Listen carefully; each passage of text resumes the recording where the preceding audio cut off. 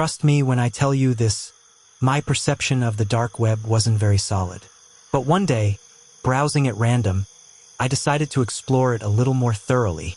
My friends and acquaintances who had used the dark web told me that they just browsed from one site to another, finding a link on one page, then another on another, and so on, creating a chain of sites that, once trapped, was very hard to leave. The same way, I ended up trapped in one of those link chains, and I dove into the deep side of the dark web. That loop started to get addictive. Normally, to browse the dark web, you need to use proxy servers. I was definitely doing that, and during my exploration, I even got to deep sites where drugs and weapons were made, and even more illegal stuff which I can't even mention here because it would probably be taken down. Some days later, I found a thread on Reddit that mentioned weird stuff available on the internet, and in that thread, some people had shared onion links that looked very dangerous. At that time, I made a huge mistake. I didn't plan on clicking on those links, but I kept feeling a strong attraction to them. Since I was bored that day, I decided to explore those links and go a little deeper into the dark web. The first link I found was a link that I had to click on, and I was stuck on the links. I opened it, and it led to a black market site in the dark web where they sold different types of weapons at affordable prices. There was even a section where you could buy stolen valuable items. When I was about to leave that site, a post appeared on the screen. It looked like an ad, specifically directed towards me. It said, "Free, just for you." Without thinking, I clicked on it. After clicking, I understood that that ad was especially meant for me. It redirected me to a blank page that had a single link. When I clicked on that link, a file called FADZIP began to download. It was around 2 in the morning, and although I was bored, I had the feeling that what I was doing was not going to end well. Sometimes you feel that something is not right, but still, you continue, and that was exactly what happened to me. I was like hypnotized, unable to stop. The only sensible thing I did was scan the FADZIP file with the Windows antivirus and with an external antivirus, and everything indicated that it was clean, which relieved my fear a little. When I opened the punzip file, I found a bunch of photos and videos. One of the videos had a strange title, Banana. I had never seen a title like that in my life. Curiosity got the better of me, and I opened it. It wasn't particularly scary. It showed a little boy dressed in a banana costume, just standing in front of the camera, not moving for 4 minutes. It was boring, but it sparked my interest to explore more. I decided to check out some of the pictures. One of them had the title Steven.jpg.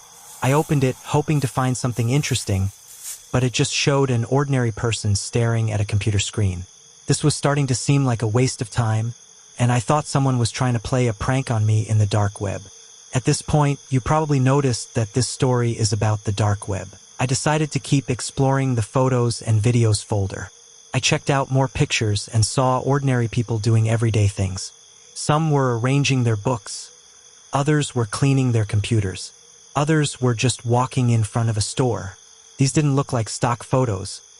They felt like real images of random people who clearly didn't know they were being captured by a camera.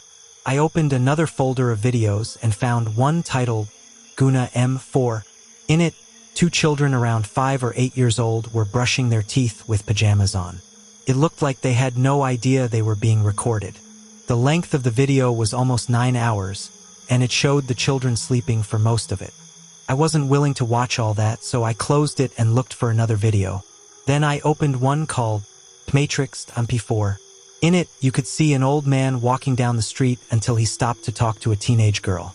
At first, the conversation seemed friendly, but quickly the girl started to feel uncomfortable and wanted to leave. This unsettled me as it seemed like she didn't know she was being recorded. The situation turned violent when the old man slammed the young girl's head against a nearby wall, leaving her unconscious or worse, dead.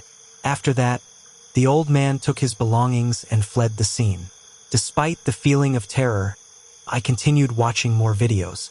I found one titled Stoned at MX. He brutally attacked her, and after violently subduing her, he left her body in a nearby dumpster. It was at that moment that I realized these were not videos from movies or series. They were recordings of real murders. Bewildered and terrified, I closed all the files, deleted the zip folder, and tried to go to sleep. The next day at school, I tried to act normal and not tell anyone about what I had seen. However, I couldn't concentrate. Everything I had seen kept appearing in my mind, like a nightmare. During recess, I received a message from an unknown number that said, "I tried to call you, but I couldn't. Maybe network problems." I thought it was a mistake and replied that it was a wrong number, asking not to call me again. Everything seemed to have returned to normal. But on Thursday of that same week, I received another message, this time with a photo of me sitting in class, looking terrified. When I saw the photo, I tried to find the link of the post where I had downloaded the file, FATIP, but I couldn't. I finally accessed it, my browser history, and returned to the site, clicking on the link.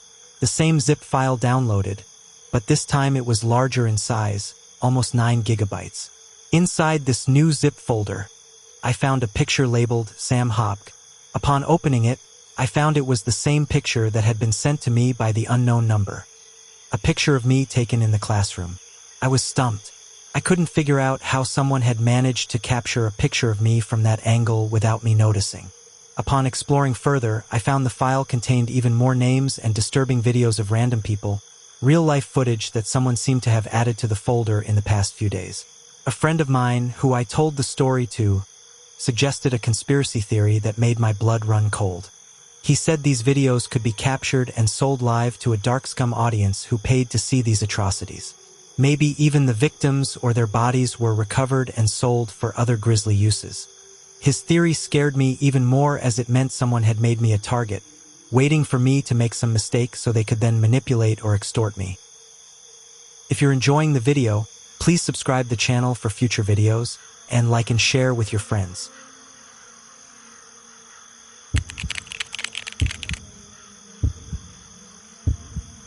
I need to share something really disturbing that's been haunting me for the past year. I hope this serves as a warning to anyone thinking about delving into the Darknet. It all started last fall. My name is Alex, and I've always loved solving puzzles, things like crosswords and Sudoku. But after a while, they got boring, and I wanted something more challenging. So, I started looking into darker stuff on the internet. One night, I found a thread on a tech forum about missing persons after visiting the Darknet. It was creepy, and I couldn't believe more research hadn't been done on the subject. I decided to do something about it and posted on a few forums looking for people interested in finding out what was going on. To my surprise, several people responded. After a few weeks of chatting and getting to know each other, we formed a group. We called ourselves the Darknet Detectives. Sounds a little cheesy, but it fit us. There were 5 of us. Lara, who was great at cybersecurity. Marcos, a former journalist who loved conspiracy theories. Samantha, a psychology student who understood criminal behavior. Joshua, a teenager who knew more about the dark web than anyone I'd ever met. And me, the puzzle lover. We started meeting online using chat rooms and encrypted video calls to keep each other safe. We shared everything we knew about the disappearances and created a list of cases to investigate. Most of the missing people were young, tech-savvy women curious about the dark web. Lara set up our communication channels, making sure they didn't attract unwanted attention. Marcos used his journalistic skills to look for hard-to-find information. Samantha helped us understand why someone might be behind these disappearances. Joshua guided us through the dark web, explaining how it worked. Our first big clue came when we found a dark web forum about urban exploration. But it wasn't the typical topic about exploring abandoned buildings. It was about exploring the darkest parts of the internet. That's where we found a thread about a site called The Abyss. The Abyss was supposedly an invitation-only site, and to get in, you had to solve a series of puzzles and challenges. People who managed to get inside spoke of seeing horrible things, disturbing live streams, disturbing videos and photos, and something even worse. The site was said to be run by someone called the Puppet Master. The name alone gave me the creeps. We decided to try accessing the Abyss. Joshua took the lead, navigating through the dark web. The first puzzle we encountered was a simple riddle but required a deep knowledge of both technology and literature. We solved it together, and that unlocked the next step. As we progressed, the puzzles became more difficult and disturbing. Whoever designed them was incredibly clever but also very twisted. Each challenge seemed to test not only our technical skills but also our moral limits. We saw glimpses of the horrors within the Abyss. encrypted videos, disturbing images, and cryptic messages. The deeper we went, the more it felt like we were being watched. It seemed like someone was monitoring our every move. I couldn't shake the feeling that we were playing a game designed just for us. A game we couldn't win. Then one night, everything changed. We were working on a difficult puzzle when Samantha's screen went black. At first, we thought it was just a glitch, but then frantic messages appeared in our chat. "I think there's someone outside my apartment," she wrote. "I hear footsteps. I'm so scared, guys." We tried to calm her down, but her messages suddenly stopped. We called her, but there was no answer. Panic took hold of us as we realized something was very wrong. Marcos and Lara tried to find out where Samantha was, while Joshua and I tracked down the source of the puzzles, hoping to find some clue. Hours passed with no news from Samantha. We contacted the police, but with no evidence, they couldn't do much. It was as if Samantha had disappeared into thin air, leaving us with a cold and empty feeling. In the days that followed, we continued to investigate, driven by the need to find Samantha. But the puzzles became even more disturbing and personal. It was clear that whoever was behind the abyss knew everything about us. Our fears, our weaknesses, our secrets. One by one, we began to crumble. Marcos began to see things move in the corners of his vision. Lara received threatening messages out of nowhere, telling her to stop. Joshua became paranoid, convinced that he was being followed. Then Marcos disappeared. One moment he was with us, deciphering a twisted message, and the next he was gone. His apartment was empty, his computer completely wiped clean, as if he had never existed. That was when I realized the terrifying truth. We were being hunted. The puppet master was not just a shadowy figure in the dark. He was real, and he was coming for us. The disappearances were not random.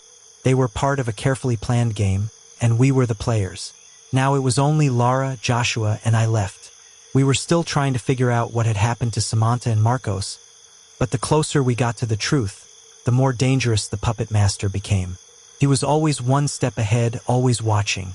I am writing this as a warning.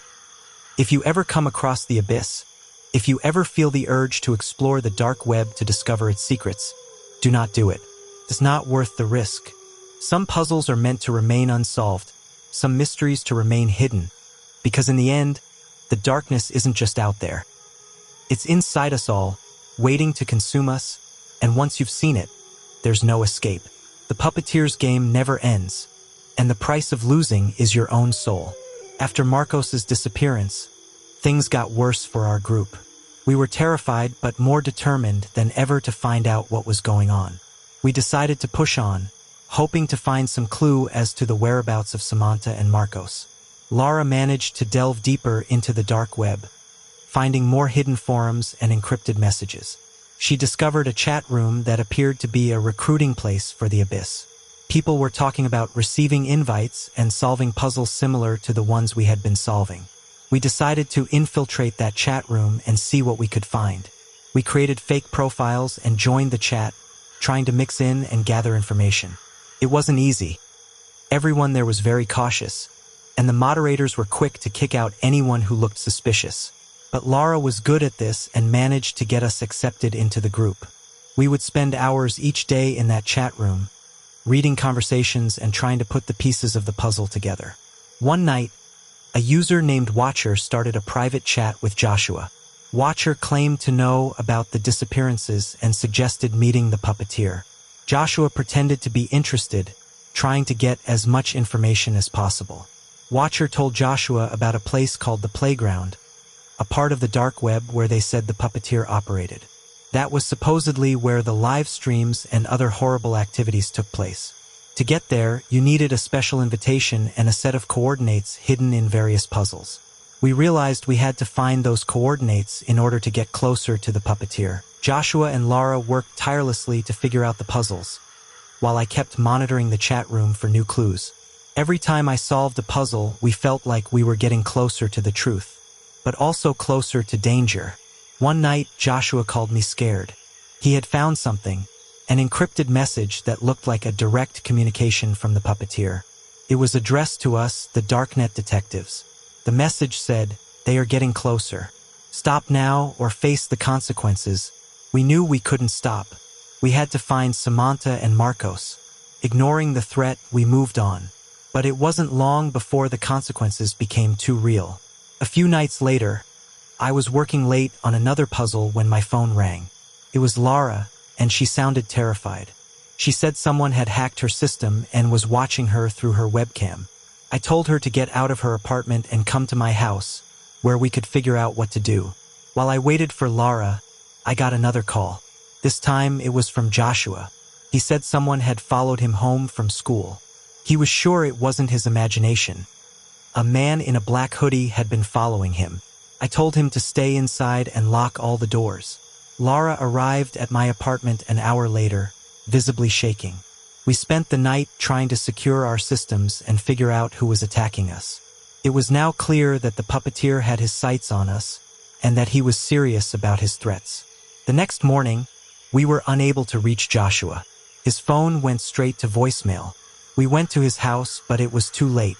His room was trashed, his computer destroyed, and Joshua was nowhere to be found. We called the police, but there was no evidence of foul play, just like with Samantha and Marcos. It was just Lara and I left. We felt completely exposed and vulnerable, but we couldn't give up. We had to find out who the puppeteer was and stop him. We decided to head further into the playground, hoping that would lead us to some answers. We spent days and nights sleepless, solving riddle after riddle. Each one was more twisted than the last. The clues led us to one last set of coordinates. As we followed them, we found ourselves in front of an abandoned warehouse on the outskirts of town.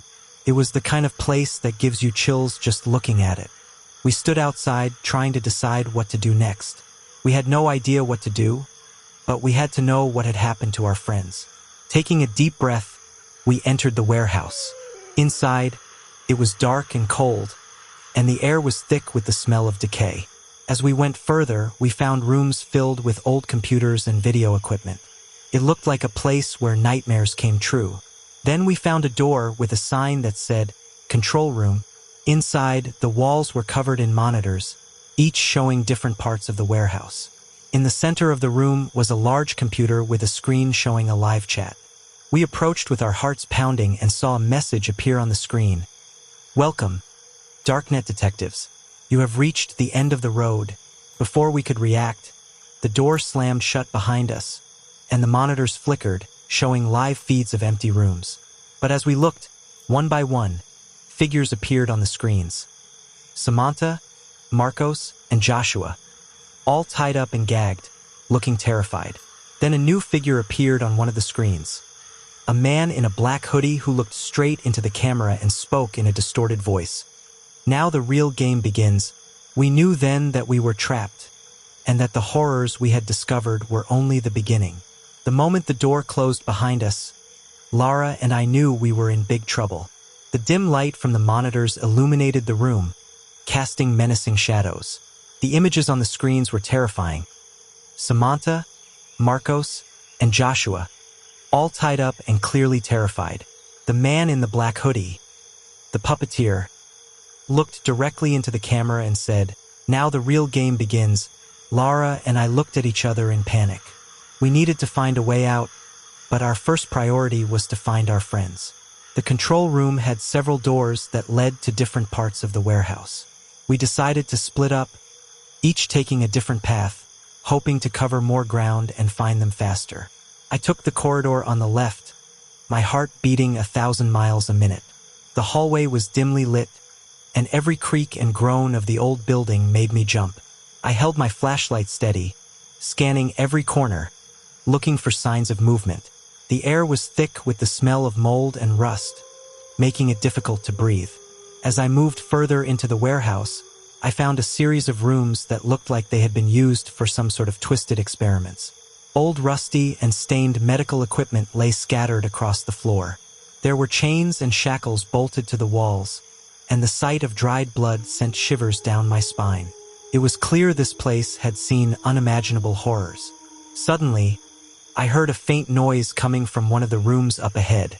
I moved cautiously, pressing my ear against the door. It sounded like a muffled cry.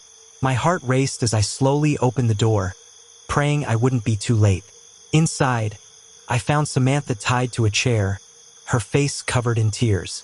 When she saw me, her eyes lit up with relief. I ran towards her, untying us.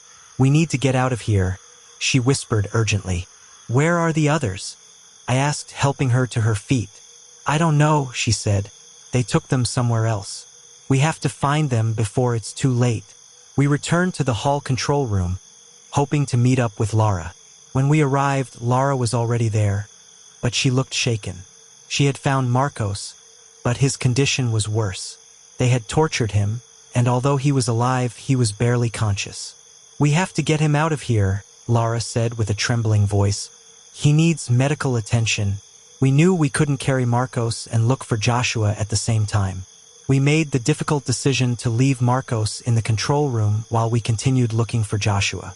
Samantha stayed with him to protect him and try to call for help, while Lara and I took our strengths and weaknesses, preparing for this moment. Eventually, we came to a large closed door. We could hear faint sounds on the other side, like someone struggling. Lara managed to pick the lock, and we entered to find Joshua tied to a chair, like Samantha had been. He seemed weak but unharmed. As he turned on, showing a live feed of our actions, the puppeteer's voice echoed throughout the warehouse. "Even the bones are so predictable," he sneered. "They have done exactly what I wanted.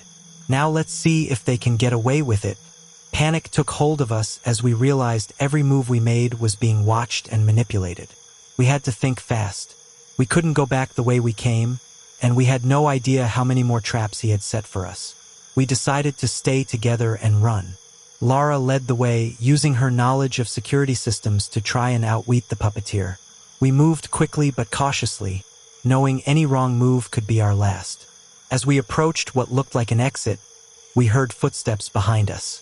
The puppeteer was nearby, and he wasn't alone. Shadows moved in the darkness, and we knew we were surrounded. We prepared to fight if we needed to, but our main objective was to get out and call for help. Suddenly, a side door slammed open, and a group of armed men burst in. For a moment, I thought we were saved, but then I saw their uniforms. They were part of the puppeteer's net. They grabbed us, separating us, and as I was thrown into a dark, cold room, the door slammed shut behind me. I realized we had fallen straight into one of the puppeteer's traps. The last thing I heard was the puppeteer's laughter echoing through the halls, a chilling reminder that our nightmare was far from over. When the door closed, it was completely dark. My head was spinning and panic set in. I had to figure out where I was and how to get out. I looked around for something that could help me. The room was cold, and the air had a musty smell. After what seemed like an eternity, my eyes adjusted to the darkness, and I saw a dim light coming from under the door. I carefully approached it and pressed my ear against the door. There was not much to hear, just some distant noises. I knew I had to find a way out, but had to be careful. I began to search the room, feeling for anything that could help me escape. My fingers touched something metallic and cold. It was a small vent, probably my only way out. I managed to open it and began to crawl through that space. The space was narrow, and each movement was slow and careful. The metal was cold against my skin, but I had no other choice. The vent led me to a narrow hallway. I carefully slid towards it, walked down the hall, and tried to find my bearings. I knew I had to find Lara, Samantha, and Joshua. I couldn't leave them behind. I moved cautiously, trying not to make noise. The hallway was full of doors, each one as intimidating as the last. Suddenly, I heard a familiar voice. It was Lara. She sounded scared but determined. I followed the sound, hoping not to run into anyone else. Along the way, I found her in a small room, tied to a chair like the others. She looked up. When I entered, relief lit up her face. "Alex, thank God," she whispered. "We have to get out of here." I quickly untied her, and we went back to the hallway. Lara was limping, and I helped her as best I could. We knew we had to find Samantha and Joshua as soon as possible. As we continued, we found Samantha in a similar room, but she had managed to untie one of her hands. She hugged us tightly when we freed her. Her face reflected a mixture of fear and relief. Now all that was left was to find Joshua, the last of our group. As we moved through the hallways, we saw more and more evidence of the disturbing activities of the puppeteer. Rooms filled with strange equipment and disturbing notes documenting the sick games he had played on his victims. It was obvious this man had been planning all of this for some time. We eventually found Joshua in a larger room. He was unconscious but breathing. We quickly untied him and tried to wake him up. He moved slowly, his eyes full of confusion. "We have to move now," I told him urgently. We made our way through the maze of hallways, trying to find a way out. The building seemed endless, each corner the same as the last. We heard footsteps behind us, getting closer and closer. The puppeteer's men were on our trail. Just when we thought we were trapped, we found a staircase leading up. We took it, hoping it would take us to safety. When we reached the top, we found a door that led to an abandoned floor of the warehouse. There were windows along one wall, and for the first time since we entered, we could see the outside world. We moved quickly towards the windows, but as we got closer, we heard the sound of footsteps echoing through the warehouse. The puppeteer's men were still following us, so we had to hurry. We reached the windows and saw that they were secured with screws. Desperation gripped us as we searched for another way out. Suddenly, Samantha noticed an emergency staircase just outside one of the windows. We broke the glass and climbed out one by one. The cold night air enveloped us, and for a moment, we felt a flash of hope.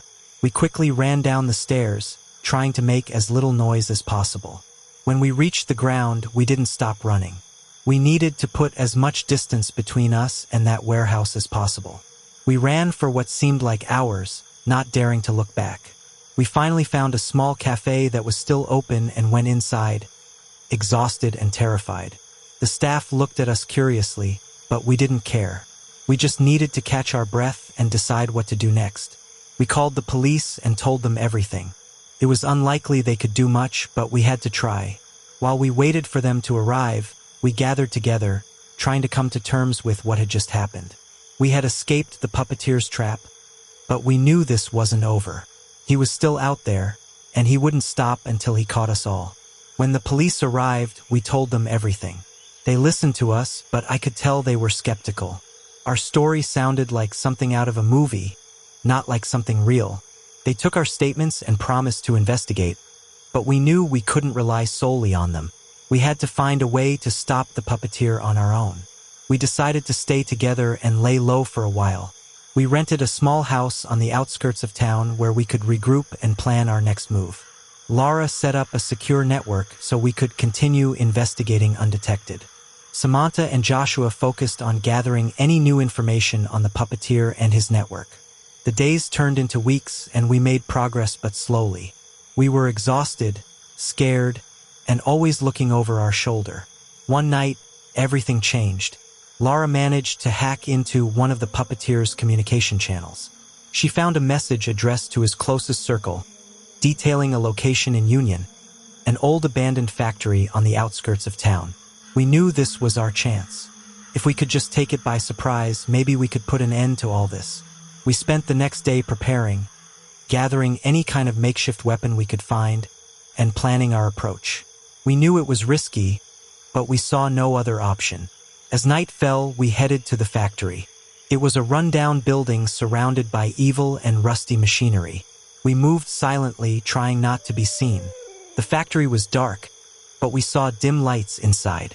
We knew we were in the right place. We slipped through the shadows, listening for any sign of movement. Then we heard voices coming from a room up ahead. We approached cautiously, spying through a crack in the door. Inside, we saw the puppeteer talking to a group of men, clearly giving them instructions. My heart was pounding as we formed a plan. We had to act fast and surprise them. On my signal, they burst into the room, taking them by surprise. Chaos erupted as we fought, using anything we could as a weapon. It was messy and scary, but we were fueled by adrenaline and a desperate need to end this. In the middle of the night fight, I made eye contact with the puppeteer. He was wearing the same black sweatshirt. His face was covered by a mask, but I could see the shock in his eyes. He didn't expect us to go after him. With a surge of rage, I lunged at him, knocking him to the ground. We struggled but managed to immobilize him. "Who are you?" I demanded, ripping off his mask. The face underneath was ordinary, almost forgettable, but his eyes were full of evil. "Do you think this ends here?" he sneered. "There are others. They will never stop." But I didn't care about his threats. I just wanted it to be over. The police arrived moments later, alerted by a neighbor who had heard the commotion. They arrested the puppeteer and his men, and for the first time in weeks, I felt a glimpse of hope. Back at the house, we tried to process what had happened. We knew the puppeteer was just a piece of a larger network, but we were glad to know we had taken down one of the main ones. The police assured us they would continue with the investigation, and we agreed to cooperate as much as possible. As the days went by little, things started to get back to normal. The fear hadn't gone away, but it was manageable. We had faced something truly horrible, and we had come out the other side stronger and more aware of the darkness that lurks in the shadows. Even now, I still get paranoid sometimes, checking the locks on my doors and windows, always keeping an eye out for anything suspicious. But I know we did the right thing. We fought the evil that tried to consume us, and we survived. And in the end, that's what matters. If you're reading this, take my advice. Stay away from the dark web. It's not worth the risk. The things that lurk in those shadows of sites are more dangerous than you can imagine. Stay safe, stay vigilant, and never let curiosity lead you down a path you can't return from.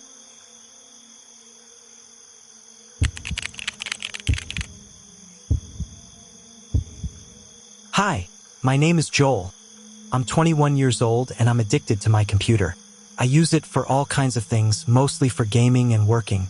I knew about the dark side of the internet, but I never wanted to access it after hearing so many scary stories about it.